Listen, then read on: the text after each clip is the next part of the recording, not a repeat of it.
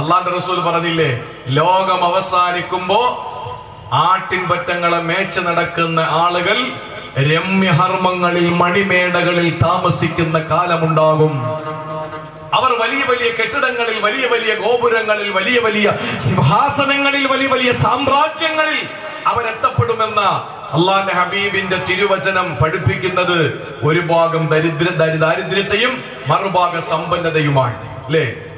ദാരിദ്ര്യത്തിന്റെ കൈപ്പുനീര് കുടിച്ച ഒരു സമൂഹം സമ്പന്നതയുടെ ഏറ്റവും ഉന്നതമായ നിലയിൽ എത്തിച്ചേരുമെന്ന് അള്ളാന്റെ ഹബീബ് പഠിപ്പിച്ചു. അപ്പൊ ഏറ്റവും വലിയ ദാരിദ്ര്യം ആട്ടിടയർക്കാണ്, ഏറ്റവും വലിയ സമ്പന്നത കോടീശ്വരന്മാർക്കാണ്. അപ്പോ സമൂഹത്തിൽ ഏറ്റവും താഴെ തട്ടിലുള്ള എന്ന് പറഞ്ഞ വില കുറഞ്ഞവരെന്നല്ല, അവര് സമൂഹത്തിൽ വില കുറഞ്ഞ ആളുകളെന്നല്ല, അത്രയും കഷ്ടപ്പാടുള്ളവരാണ് ആട്ടിൻപറ്റങ്ങളെ മേച്ചിട്ട് ജീവിക്കുക.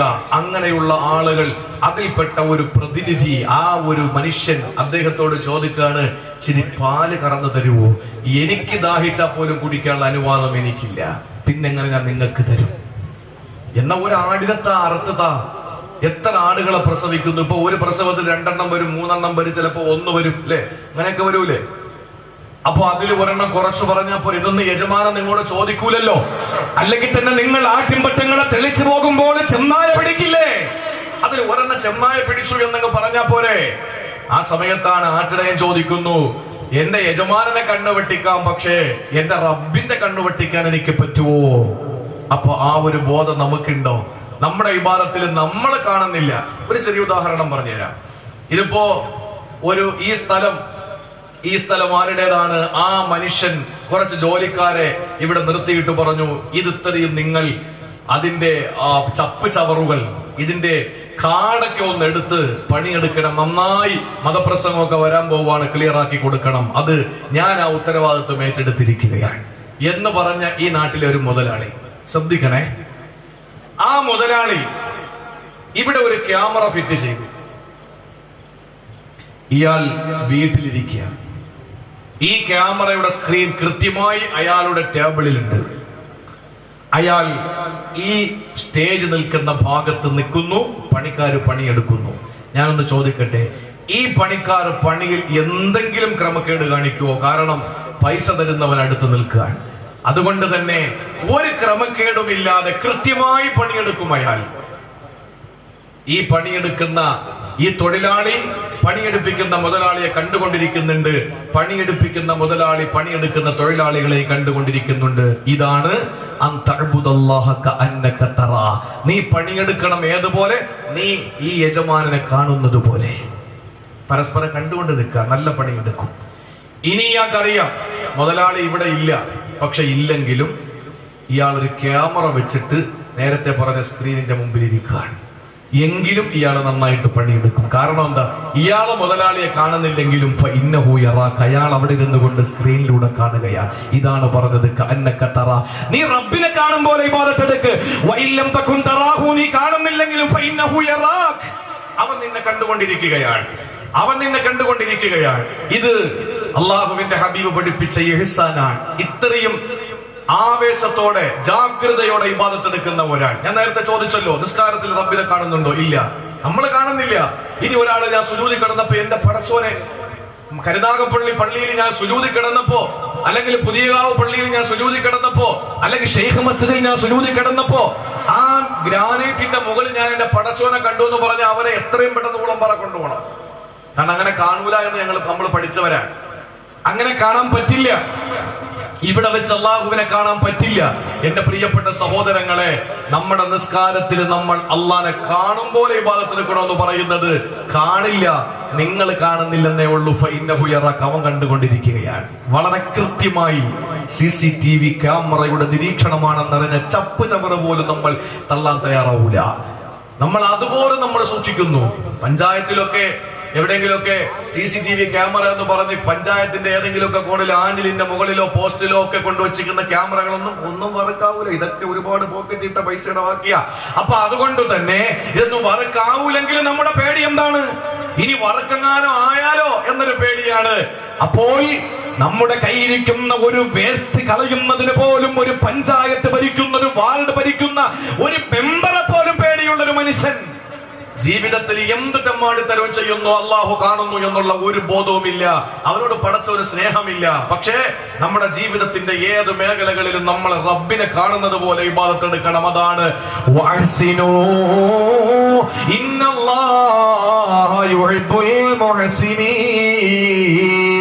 അള്ളാഹുവിനെ നിങ്ങൾ ഇഹ്സാനോടെ നിങ്ങൾ പടച്ചവനോട് കടമ പൂർത്തീകരിക്കുക.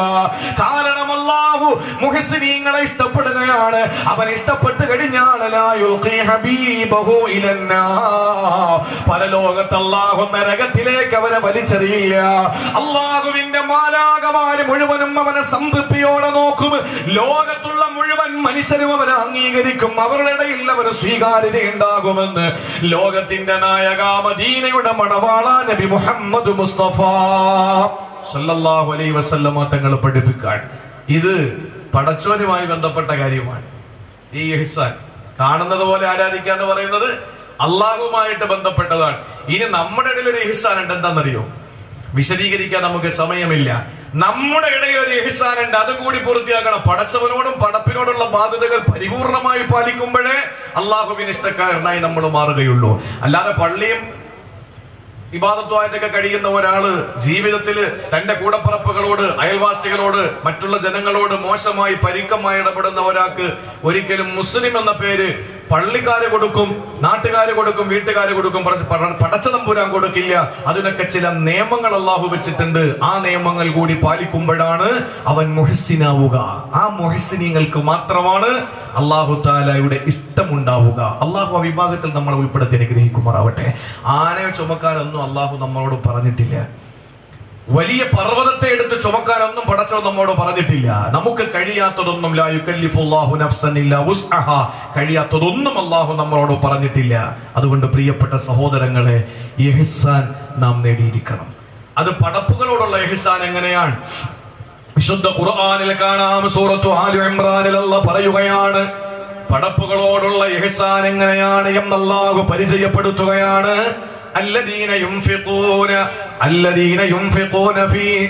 الذين ينفقون في السراء والضراء والكاظمين الغيظ والعافين عن الناس والله يحب المحسنين. സഹോദരങ്ങളെ, എങ്ങനെയാണ് ജനങ്ങളോടുള്ള ഇഹ്സാൻ എന്നറിയോ? ജനങ്ങളോടുള്ള ഇഹ്സാൻ എങ്ങനെയാണെന്നറിയോ?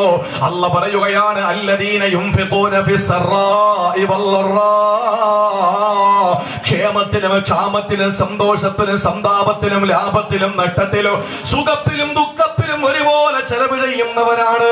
പണം വരുന്നു, ലാഭമുണ്ട്, കഷ്ടത്തിലല്ല നഷ്ടത്തിലല്ല, വളരെ സന്തോഷകരമായ ജീവിതമാണ്. ആ സമയത്ത് ഒരുപാട് ദാനധർമ്മങ്ങൾ ചെയ്യുന്നവർ നമ്മുടെ ഇടയിലുണ്ട്.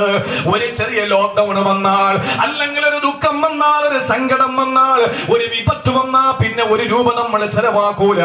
നമുക്ക് വല്ലാത്ത ഭയമാണ്, പേടിയാണ്, ഭീതിയാണ്, സങ്കടമാണ്, വല്ലാത്ത വേദനയാണ്. ഇല്ല, സംഭാവനകൾ കൊടുക്കേണ്ടത്, ഹദിയകൾ കൊടുക്കേണ്ടത്, ദാനധർമ്മങ്ങൾ ചെയ്യേണ്ടത്, ചാരിറ്റി നടത്തേണ്ടത് ഏത് പ്രതികൂല കാലാവസ്ഥയിലും ചെയ്യണമെന്ന എന്റെ പ്രിയപ്പെട്ട സഹോദരങ്ങളെ, പണം കുന്നുകൂടുമ്പോഴോ കുമിഞ്ഞുകൂടുമ്പോഴോ മാത്രമല്ല ദാനധർമ്മങ്ങൾ ചെയ്യേണ്ടത്.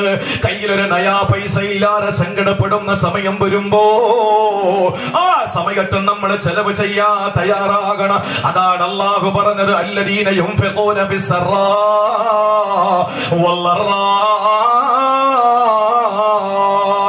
എത്രയോ സഹാബത്തിന്റെ കഥകൾ നമ്മൾ കേട്ടിട്ടുണ്ട്. അവര് നോമ്പ് പിടിക്കുന്ന എന്തിന്റെ പേരിലെന്നറിയോ? അവര് നോമ്പ് പിടിക്കുന്നത് വീട്ടില് ഭക്ഷണമില്ലാത്തതിന്റെ പേരിലാണ്. അവര് നോമ്പ് പിടിച്ച് പട്ടിണിയിലും വിശന്നൊട്ടിയ വയറുമായിട്ട് കഴിയുമ്പോൾ അവർക്ക് നോമ്പ് തുറക്കാൻ കിട്ടുന്ന സാധനങ്ങൾ പാവങ്ങൾക്ക് വീതിച്ചു കൊടുക്കുകയാ.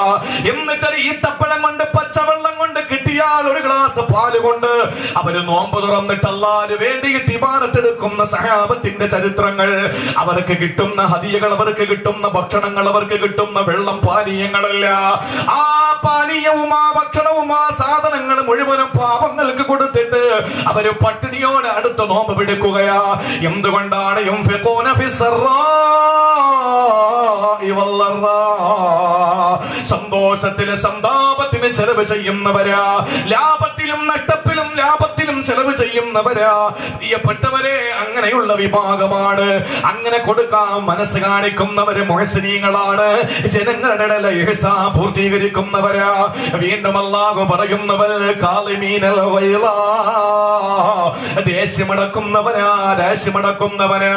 വല്ലാതെ കലിതുള്ളി നിൽക്കുമ്പോ ദേഷ്യം വരുന്ന സമയത്ത് ആ ദേഷ്യം അങ്ങ് വിഴുങ്ങുന്നത് ജനങ്ങളോടുള്ള ഇഹ്സാനാണെന്ന് പരിശുദ്ധ ഖുർആൻ.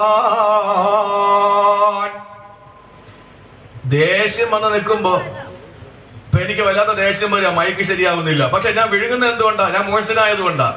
ഇഹ്സാൻ, ജനങ്ങളോട് ഇഹ്സാൻ കാണിക്കണം. ദേഷ്യം കാണിക്കാൻ പാടുണ്ടോ? എന്റെ പ്രിയപ്പെട്ട സഹോദരങ്ങളെ, വിശുദ്ധ ഖുർആൻ പറയുന്നവൽ കാലിമീനൽ ഗൈള, ദേഷ്യം വിഴുങ്ങണം. ദേഷ്യം വിഴുങ്ങിക്കോ ഹബീബേ നല്ലതാ, നെല്ലിക്കകയ്ക്കും പിന്നെ മതിരിക്കുന്നതാ. തഴവാവസ്ഥാന്ന് പറഞ്ഞതാ. ഇവിടെന്ന് എണ്ണിയാൽ ഇപ്പൊ നടന്നാൽ ഉറങ്ങുന്ന സമയത്തിന് മുമ്പ് കൃത്യമായി പറഞ്ഞാൽ ഒരു 10:30 മണിയാകുമ്പോ തഴവയിലെത്തും. അത്രയൊന്നും വേണ്ടെന്ന എന്റെ വിശ്വാസം. കാരണം ഞാൻ ചുറ്റുമൂലം പഠിക്കുന്ന സമയത്തൊക്കെ അസർ കഴിഞ്ഞിട്ട് നടക്കാൻ പോകും. തഴവാ ഉസ്താദിന്റെ ഖബർ സിയാറത്ത് ചെയ്യും. എല്ലാ ദിവസങ്ങളിലും തഴവാ ഉസ്താദിന്റെ ഖബറിലോ അല്ലെങ്കിൽ ബഹുമാനപ്പെട്ട ശൈഖ് ഹസൻ ബിൻ അലി റളിയല്ലാഹു തആല അൻഹു തന്റെ ശിഷ്യഗണങ്ങളും അന്ത്യവിശ്രമം കൊള്ളുന്ന ശൈഖ് മസ്ജിദിലോ സിയാറത്ത് ചെയ്യാൻ വരും. അസറിനേശ്വര നടക്കലുമായി, ഒന്ന് പുറം ലോകം കാണലുമായി, ഒന്ന് ശുദ്ധമായി ശ്വസിക്കലുമായി, അതോടൊപ്പം നല്ലൊരു സിയാറത്തുമായി. എന്റെ പ്രിയപ്പെട്ട സഹോദരങ്ങളെ, ഞാൻ പറഞ്ഞത്, ബഹുമാനപ്പെട്ട തഴവാ ഉസ്താദ് പറഞ്ഞത്, ദേഷ്യം വിഴുങ്ങിക്കോ ഹബീബേ നല്ലതാ, നെല്ലിക്കൽ കയ്ക്കും പിന്നെ മധുരിക്കുന്നതാ, പിന്നെ മധുരിക്കുന്നതാ. എന്റെ പ്രിയപ്പെട്ട ആദ്യം നമുക്ക് വല്ലാത്തൊരു പ്രയാസമാണ് ഒന്ന് വിഴുങ്ങാൻ. നമ്മുടെ മുമ്പിൽ വന്നിട്ട് തെറി വിളിക്കുന്നവനെ ഏറ്റവും കൂടുതൽ ഈ ദേഷ്യം വിഴുങ്ങുന്ന ആരെന്നറിയാം? ഞാൻ കണ്ട ദുനിയാവിൽ ഏറ്റവും കൂടുതൽ ക്ഷമയുള്ളത് രാഷ്ട്രീയക്കാരാണ്. എന്തൊക്കെയാ പറയുന്നത്, മൈക്കെട്ടി അങ്ങോട്ടും ഇങ്ങോട്ടും. ഞാൻ ആലോചിച്ച് പടച്ചോ, ഇതൊക്കെ എന്തൊരു ക്ഷമയാണ്. ഞാനൊക്കെ ആണെങ്കിൽ ക്ഷമയുടെ നെല്ലിപ്പല കണ്ടിട്ട് ഇറങ്ങിയിട്ട് അവനെ പിടിച്ചത് കിട്ടുന്ന കരണ കുത്തിക്കൊന്ന് കൊടുക്കാൻ തോന്നും. കാരണം ശുദ്ധമായ ഒരുപാട് ആക്ഷേപങ്ങളും വിമർശനങ്ങളും അങ്ങോട്ടും ഇങ്ങോട്ടും പറയും. കാരണം എന്താ? അവർക്കറിയാം ഇത് പൊളിറ്റിക്കലാണ്. ഞാനിത് പറഞ്ഞാൽ എനിക്ക് 10 വോട്ട് വീഴും. അവനറിയാം നീ അത് പറയണയാ, നീ അത് പറഞ്ഞോ, ഞാനും നിന്നെ അപ്പുറത്തെ വേദിയിൽ ഇത് പറയും, അവിടെ 5 വോട്ട് എനിക്ക് വീഴൂ. ഇത് പരസ്പര ധാരണയാണ്. അതുകൊണ്ടാണ്. അല്ലാതെ അവർക്ക് മനുഷ്യന്റെ സ്വഭാവമായ ആ ഒരു ദേഷ്യം വിഴുങ്ങാനുള്ള അത്രയും വലിയ ആത്മാർത്ഥമായ ക്ഷമയൊന്നും ഉള്ളത് കൊണ്ടല്ല. അവർക്കറിയാം പൊളിറ്റിക്കൽ അങ്ങനെയാണ്. ഞാൻ പറഞ്ഞത് രാഷ്ട്രീയം ആയി പോകുമോ എന്ന് ഞാൻ ഭയപ്പെടുന്നുണ്ട്. ഞാൻ പറഞ്ഞത് എന്റെ സഹോദരങ്ങളെ, ജനങ്ങളോടുള്ള ഇഹ്സാൻ എന്ന് പറഞ്ഞാൽ ദേഷ്യം അടക്കണം. അല്ലാഹുവിന്റെ ഹബീബ് പറഞ്ഞല്ലോ, അടി കൊടുക്കുന്നവനല്ല ശക്തൻ. പിന്നെയോ ദേഷ്യം വരുമ്പോ അങ്ങനെ തന്നെ വിനയത്തോടു കൂടി അവിടെ ഇരിക്കാൻ കഴിയുന്നവനാണ് ശക്തൻ. കാരണം അവന്റെ ആത്മാവിനെ, അവന്റെ നഫ്സിനെ, അവന്റെ ഹൃദയത്തിന്റെ ചലനങ്ങളെ, അവന്റെ ശരീരത്തിന്റെ വൈകാരികമായ ചിന്തകളെ കടിഞ്ഞാണിടാൻ കഴിയുമല്ലോ. അതാണ് ഏറ്റവും വലിയ ധൈര്യം, ഏറ്റവും വലിയ സ്ഥൈര്യം, ഏറ്റവും വലിയ ശക്തി, ഏറ്റവും വലിയ പവർ. അതാണ്. അല്ലാതെ ഉലകത്തിനെ ഈ കൈകാലില്ലാത്തവനെ തല്ലലല്ല ആംബിയറും ആരോഗ്യം എന്ന് പറയുന്നത്. അതുകൊണ്ടല്ലേ മറ്റുള്ളവർ പറയുന്നത്, എടാ നല്ലവരെ തിരിച്ചടിക്കുന്നവർ നീ വന്ന് നോക്ക്, നല്ല കടകളിൽ നീ ചാപ്പാട് കഴിച്ചിട്ടില്ല, നല്ല കടകളിൽ നീ കൊണ്ടിട്ടില്ല, അതുകൊണ്ടാന്നൊക്കെ പറയൂലേ. അതിന്റെ അർത്ഥം എന്താ? നമുക്ക് ശക്തി, നമ്മളൊക്കെ ശക്തി കുറഞ്ഞവരെ നമ്മളെ തല്ലിയിട്ട് പറയാൻ നാം വലിയ ശക്തനാണല്ല. ദേഷ്യം വരുമ്പോൾ അടക്കി പിടിച്ച് അവിടെ ഇരുന്ന് അതിന് എത്ര മാർഗങ്ങൾ പറഞ്ഞു. നീ നിൽക്കുന്നവനാണെങ്കിൽ ഇരിക്കുന്നവനാണെങ്കിൽ നിക്ക്.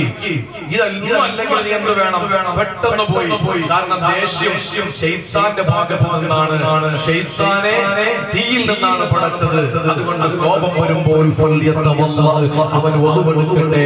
ഈ ദേഷ്യം മാറുമാണ് ലോകത്തിന്റെ ഏറ്റവും വലിയ സൈക്കോളജിസ്റ്റ് മുഹമ്മദ് മുസ്തഫ സല്ലല്ലാഹു അലൈഹി വസല്ലം തങ്ങൾ പഠിപ്പിക്കുകയാണ്. ലോകത്താരും ഭർത്താവിന് ദേഷ്യം വന്ന് ഭാര്യമായിട്ടെന്തോ പ്രശ്നത്തില് ഭർത്താവ് എന്ത് വേണം? ചെലവേടുത്തോടെ തലയടിക്കണ്ട, അവളെ അടിച്ച് പൊട്ടിക്കണ്ട, അവളെ വാപ്പായ പിടിച്ച് തെരുവിളിക്കണ്ട. എന്ത് വേണം? പെട്ടെന്ന് കുളിമുറി കയറുക, ഒതുവെടുക്കുക. ഒതുവെടുത്തപ്പോഴേക്ക് ദേഷ്യം ശമിക്കും. കാരണം ഈ ദേഷ്യം ഉണ്ടാക്കിയത് ശൈത്താനാണ്. ശൈത്താനെ പടച്ചത് തീ കൊണ്ടാണ്. തീയെ തണിപ്പിക്കാൻ വെള്ളത്തിന് കഴിയും. അതുകൊണ്ട് കൊടുക്കട്ടെ എന്ന് മുഖബിറെ സാദിഖ് നബി മുഹമ്മദ് മുസ്തഫ. ദേഷ്യമടക്കണം. ഒരു ദിവസം ഒരു സഹാബി വന്നിട്ട് ചോദിക്കുകയാണ്, യാ റസൂലല്ലാഹ് മാ സദ്ദു മിൻ കുല്ലി ശൈഇ, ലോകത്തെ ഏറ്റവും വലിയ ശക്തമായ ഏറ്റവും വലിയ ശക്തി ഏതാണ് നബിയെ എന്ന് ചോദിച്ചപ്പോൾ, ലോകത്തെ ഏറ്റവും വലിയ പവർ ഏതാണ്, ലോകത്തെ ഏറ്റവും വലിയ വീര്യം ഏതാണ്? അല്ലാഹുവിന്റെ റസൂൽ പറഞ്ഞു സഹാബിയോട്, അൽ-ഗളബു മിനല്ലാഹ്, ലോകത്തെ ഏറ്റവും വലിയ ഭീകരവും ബീഭത്സവുമായത് ഏതെന്നറിയോ? അത് പടച്ചവന്റെ ദേഷ്യമാണ്, അല്ലാഹുവിന്റെ കോപമാണ്.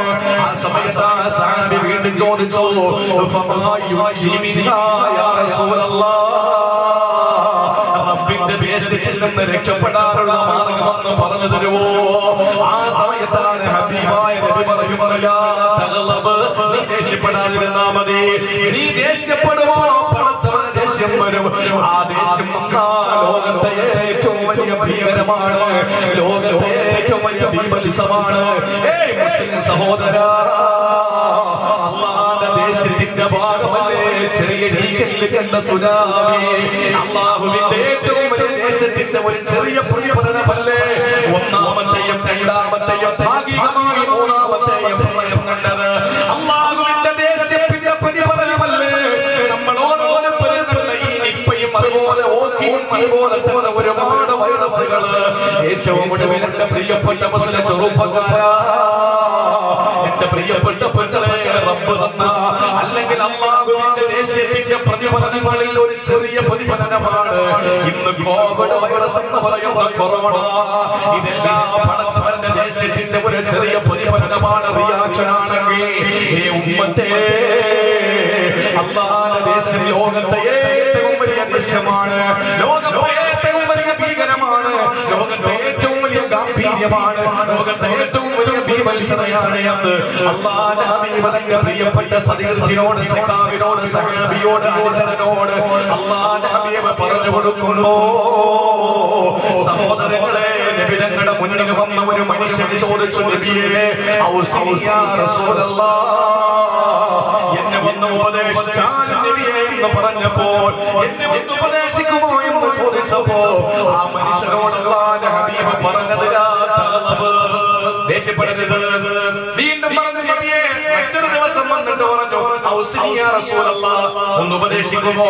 നബി തങ്ങൾ എന്തെല്ലാം പറയാനുണ്ട്? നിസ്കരിക്കണം, നോമ്പ് പിടിക്കണം, ഹജ്ജിന് പോകണം, സക്കാത്ത് കൊടുക്കണം, കള്ള് കുടിക്കരുത്, പെണ്ണ് പിടിക്കരുത്, പലിശ വാങ്ങരുത്, പരദൂഷണം പറയരുത്, കേസരി പറയരുത്, ഇതൊക്കെ പറയാമായിരുന്നിട്ടും അല്ലാഹുവിന്റെ ഹബീബ് പറഞ്ഞില്ല, തഗ്ളബ്, നോവിക്കരുത്. 3 ദിവസം കഴിഞ്ഞു വീണ്ടും വന്നു ആ മനുഷ്യൻ. എന്നിട്ട് ചോദിച്ചു, നബിയേ ഔസിനി യാ റസൂലല്ലാഹ്, ഒന്ന് ഉപദേശിക്കൂ നബിയേ. ആ സമയത്ത് അല്ലാഹുവിന്റെ റസൂൽ പറഞ്ഞു, ലാ തഗ്ളബ്, നോവിക്കരുത്, ദേഷ്യപ്പെടരുത്. എന്താ കാര്യം അറിയോ? ഇദ്ദേഹത്തിന്റെ ജീവിതത്തിൽ ആകെയുള്ളൊരു സ്വഭാവം ദേഷ്യമാണ്.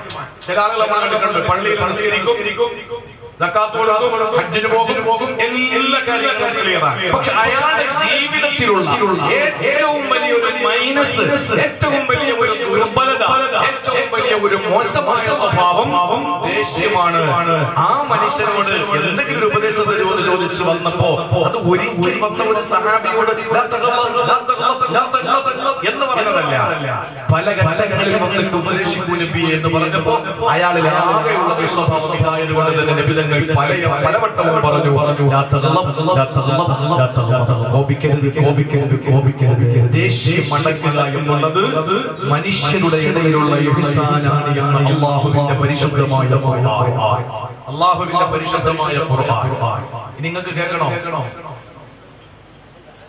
ഈ ദേഷ്യം വരുന്ന സമയത്ത് നമ്മുടെ ഈ ദേഷ്യം വരുന്ന ശൈത്താൻ എവിടെ ഇരിക്കുന്നതെന്നറിയോ?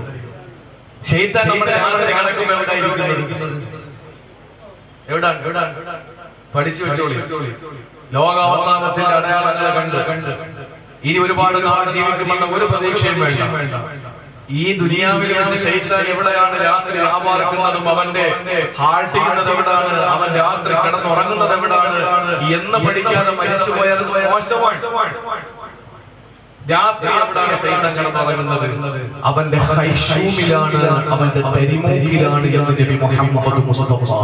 നമ്മുടെ ഇതിനകത്തുണ്ടല്ലോ, അവിടെയാണ് ശൈത്താൻ രാത്രി ഉറങ്ങുന്നത്. അതുകൊണ്ട് എഴുന്നേറ്റ ഉടനെ മൂക്ക് ചീറ്റി അതൊക്കെ പുറത്ത് കളയണമെന്ന് അല്ലാഹുവിന്റെ ഹബീബ് പഠിപ്പിച്ച.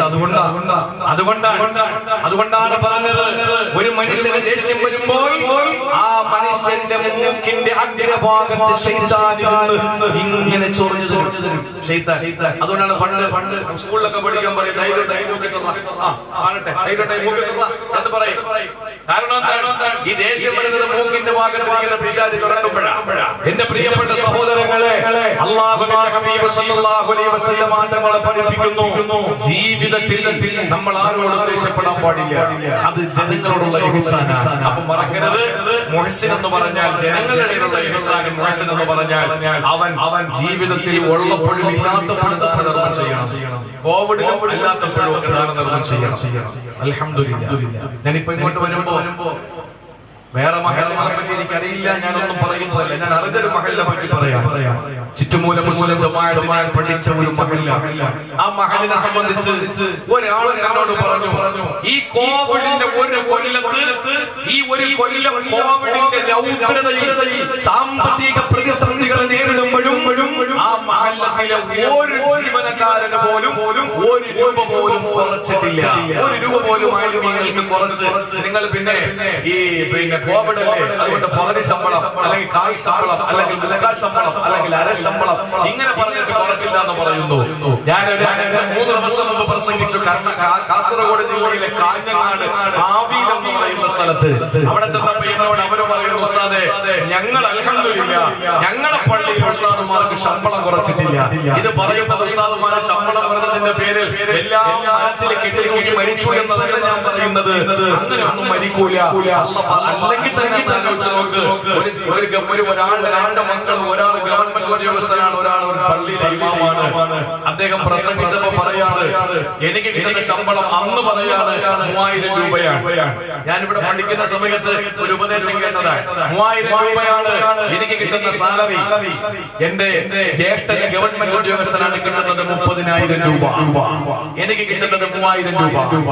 ഈ ജ്യേഷ്ഠൻ മാസാവസാനാകുമ്പോ എന്നോട് ചോദിക്കും, വല്ല ചില്ലറ ഇരിപ്പുണ്ടോ, കടമായിട്ട് മതി, അടുത്ത മാസം എടുക്കാം. കാരണം ഈ കിട്ടുന്ന 30 ബറക്കത്തില്ല, ഈ കിട്ടുന്ന 3000 ബറക്കത്തില്ല.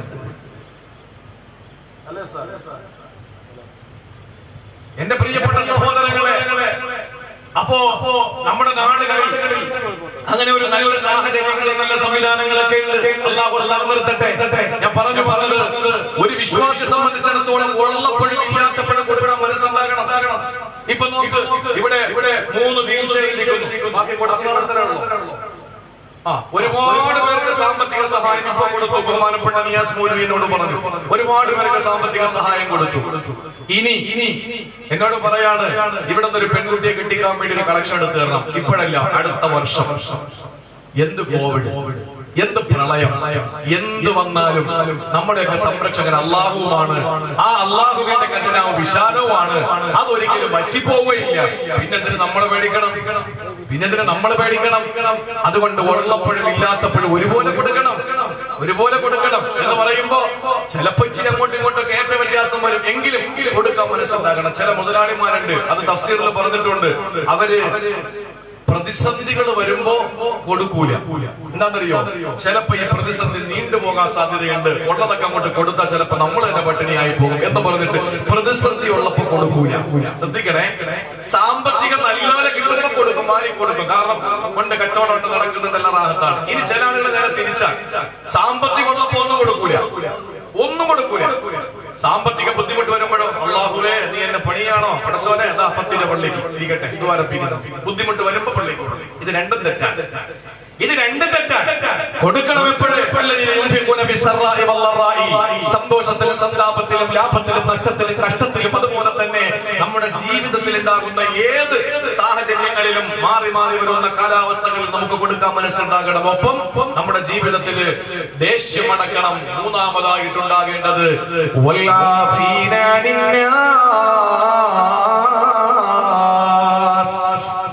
ജനങ്ങൾക്ക് വിട്ടുവീഴ്ച ചെയ്യണം, ജനങ്ങൾക്ക് മാപ്പ് കൊടുക്കണം, ജനങ്ങൾക്ക് പുറത്തു കൊടുക്കണം. ഇത് ജനങ്ങളുടെ ഇടയിലുള്ള ഇഹ്സാനാണ് എന്ന് അല്ലാഹുവിന്റെ പരിശുദ്ധ ഖുർആൻ. മഹാനായ സൈനുൽ ആബിദീൻ റളിയല്ലാഹു തആല അൻഹു ഹുസൈൻ റളിയല്ലാഹു തആല അൻഹുവിന്റെ പൊന്നുമോനാണ്, ഫാത്തിമ ബീവിയുടെ പൗത്രനാണ്, അല്ലാഹുവിന്റെ റസൂലിന്റെ ചോരയാണ് സൈനുൽ ആബിദീൻ റളിയല്ലാഹു തആല അൻഹു. അദ്ദേഹത്തിന് ഒരു അടിമപ്പെണ്ണുണ്ടായിരുന്നു, ഒരു ഖദ്ദാമയുണ്ടായിരുന്നു, ഒരു വേലക്കാരി ഉണ്ടായിരുന്നു, ഒരു സേവക ഉണ്ടായിരുന്നു. ഇങ്ങനെ ഒരു ചെറിയ കിണ്ടിയിൽ വെള്ളമെടുത്തിട്ട് മഹാനായ സൈനുൽ ആബിദീൻ തങ്ങൾക്ക് ഇങ്ങനെ വെള്ളം ഒഴിച്ചു കൊടുക്കുകയാണ് വുളു ചെയ്യാ. സൈനുൽ ആബിദീൻ തങ്ങൾ ഇങ്ങനെ വുളുവെടുത്തുകൊണ്ടിരിക്കുമ്പോ ഈ ജോലിക്കാരിയുടെ കയ്യിൽ നിൽക്കുന്ന കിണ്ടി നിലത്ത് വീഴുമ്പോൾ ആ നിലത്ത് വീഴുന്നതിന് മുമ്പ് സൈനുൽ ആബിദീൻ തങ്ങളുടെ ശരീരത്തിൽ തട്ടിയാണ് നിലത്ത് വീണത്. ആ സമയത്ത് നന്നായിട്ട് വേദനിച്ചു സൈനുൽ ആബിദീൻ തങ്ങൾക്ക്. സൈനുൽ ആബിദീൻ തങ്ങൾ എന്ത് ചെയ്തെന്നറിയോ? ആ പെണ്ണിനെ ഇങ്ങനെ ഒന്ന് കണ്ണ് ഉരുട്ടി നോക്കുകയാ. കണ്ണിങ്ങനെ ഉരുട്ടിയിട്ട് ആ പെണ്ണിനെ നോക്കിയപ്പോ ആ പെണ്ണ് സാധാരണ പെണ്ണായിരുന്നില്ല. ആ പെണ്ണ് നല്ല അറിവുള്ള പെണ്ണാണ്, അല്ലാഹുവിന്റെ ഖുർആൻ പഠിച്ച പെണ്ണാ. ആ പെണ്ണ് സൈനുൽ ആബിദീൻ തങ്ങളുടെ മുഖത്ത് നോക്കിയിട്ട് പറഞ്ഞത് എന്തെന്നറിയോ? വൽ കാളിമീനൽ ഗൈൽ, ദേഷ്യമടക്കണമെന്നല്ലേ ഖുർആൻ പറഞ്ഞു തന്നർത്ഥത്തിൽ. ആ പെണ്ണിന്റെ കയ്യിൽ നിന്നൊരു അബദ്ധം വന്നപ്പോ സൈനുൽ ആബിദീൻ തങ്ങൾ മർദ്ദിക്കുമെന്ന് ഭയപ്പെട്ട പെണ്ണ് ആയത്തോടുമ്പോ സൈനുൽ ആബിദീൻ തങ്ങൾ പെട്ടെന്ന് കണ്ണ് താഴോട്ട് മാറ്റുകയാ. ആ പെണ്ണിനറിയാം ഇപ്പോഴൊന്നും ചെയ്തില്ലെങ്കിലും പിന്നീട് എന്നെ മർദ്ദിച്ചാലോ. വീണ്ടും ആ പെണ്ണോതുകയാണ്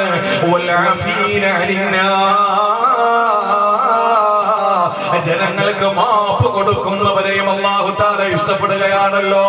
മഹാനായ സൈനുൽ ആബിദീൻ തങ്ങൾ പറഞ്ഞു, പെണ്ണേ നിന്നെ നീ ഇതിനെ പറ്റിയുള്ള ചോദ്യമൊന്നുമില്ല കേട്ടോ. ആ സമയത്ത് കിട്ടിയ അവസരമല്ലേ. ആ പെണ്ണ് ഓതി വല്ലാഹു യുഹിബ്ബുൽ മുഹ്സിനീൻ, അല്ലാഹു ഗുണവാന്മാരെ മുഹ്സിനീങ്ങളെ ഇഹ്സാനുള്ളവരെ ഇഷ്ടപ്പെടുകയാണ്. ഇത് കേട്ടപ്പോൾ മഹാനവറുകൾ പറഞ്ഞു, അംബിഹുറുല്ലി വജ്ഹില്ലാഹ്,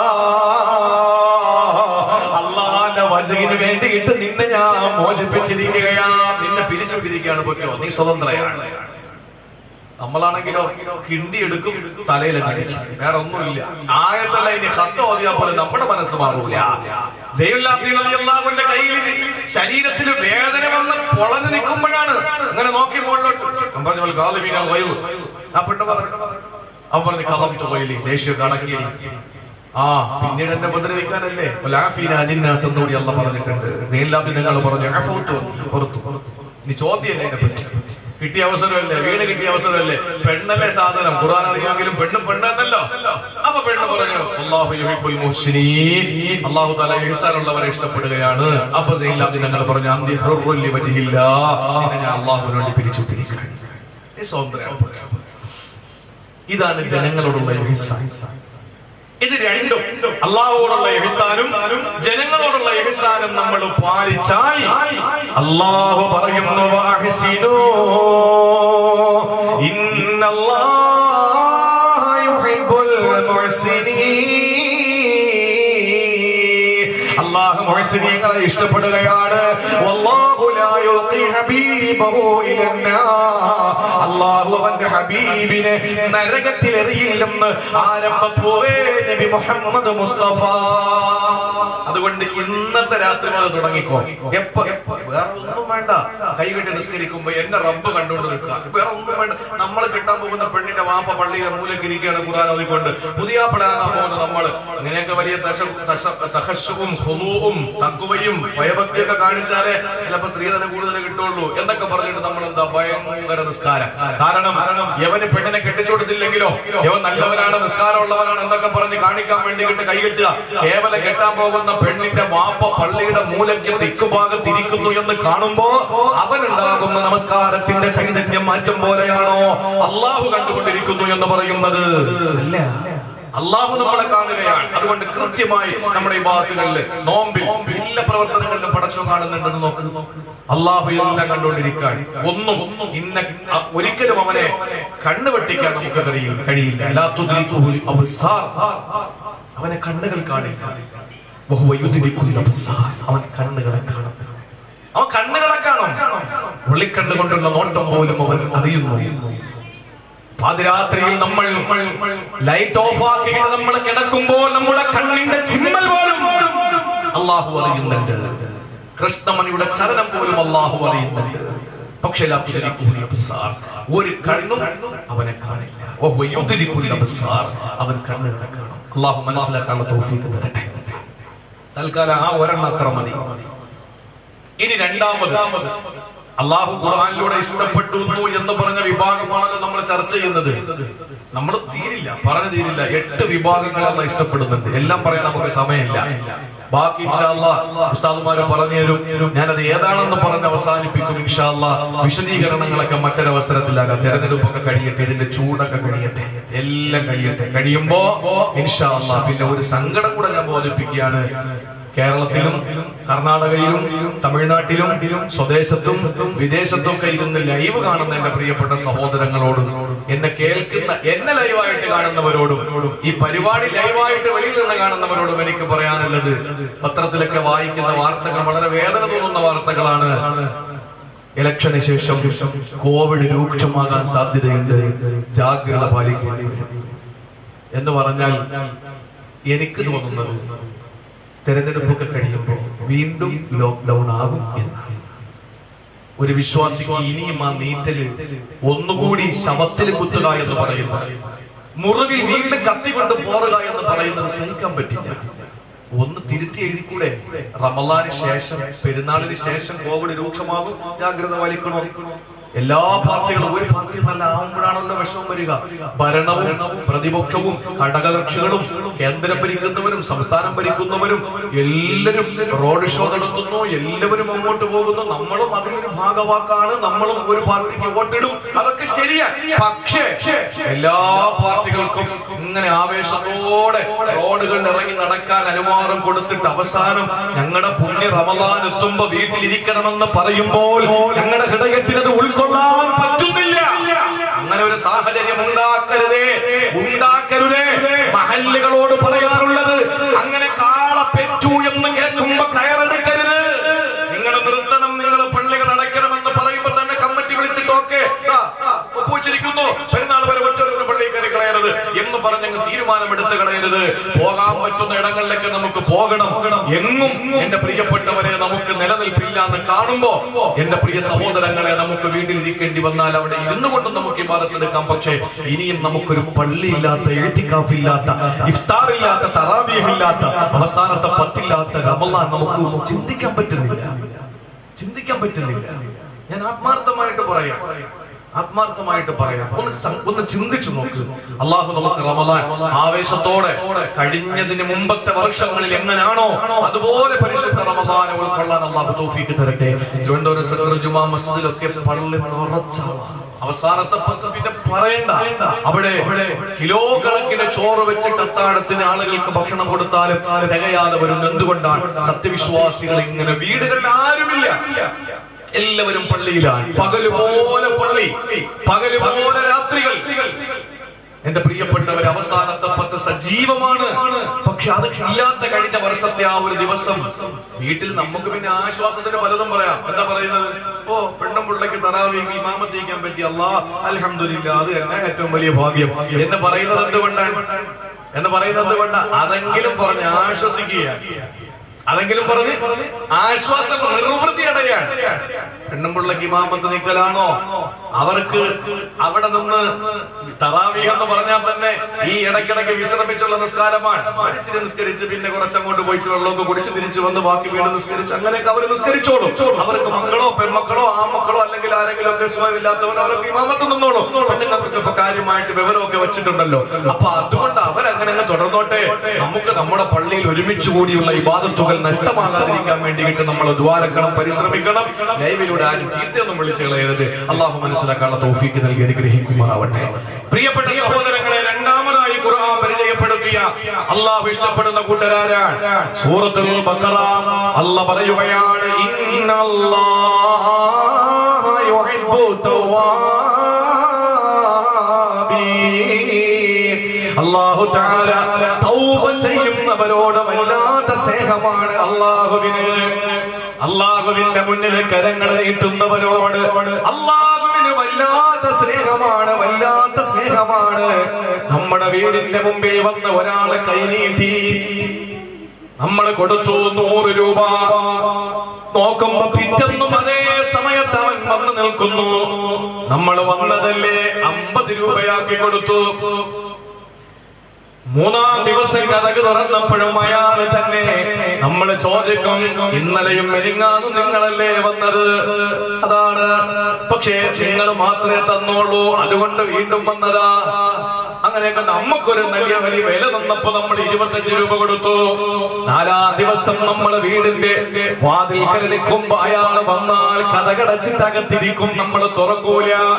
ഇനി നിർബന്ധിച്ച് പോകുന്നില്ലെന്ന് കാണുമ്പോ ആ കഥക് തുറന്നിട്ട് നമ്മൾ പറയും, എന്തേ നിനക്ക് അടി വേണോടാ, പോടാ ഇവിടെ നിന്ന്, വേറെ വീട്ടിൽ പൊയ്ക്കോ.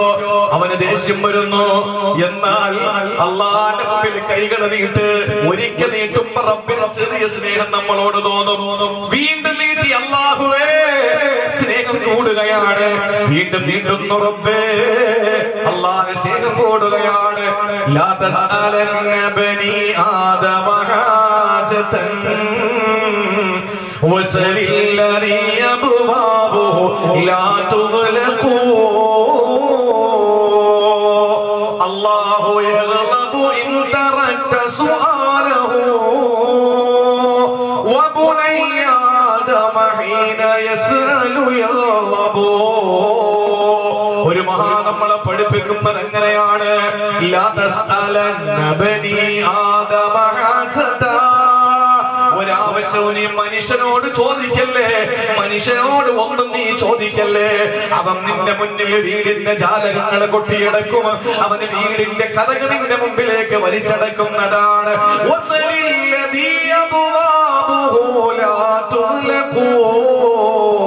അടയ്ക്കപ്പെടാത്ത ഒരു വാതിലുണ്ട്. അതാരുടെ വാതിലാണ്? സർവാധിനാഥനായ, സർവേശ്വരനായ, സർവഗുണ സമ്പൂർണനായ, സർവാധിനാഥനായ, സർവലോക സൃഷ്ടിസ്ഥിതി സംഹാരകർത്താവായ, സർവഗുണ സമ്പൂർണനായ, സർവലോകത്തെ സൃഷ്ടിച്ച് സംരക്ഷിച്ച് സംഹരിക്കുന്ന അല്ലാഹ്. അവന്റെ വാതിൽ ഒരിക്കലും അടഞ്ഞു കിടക്കൂല.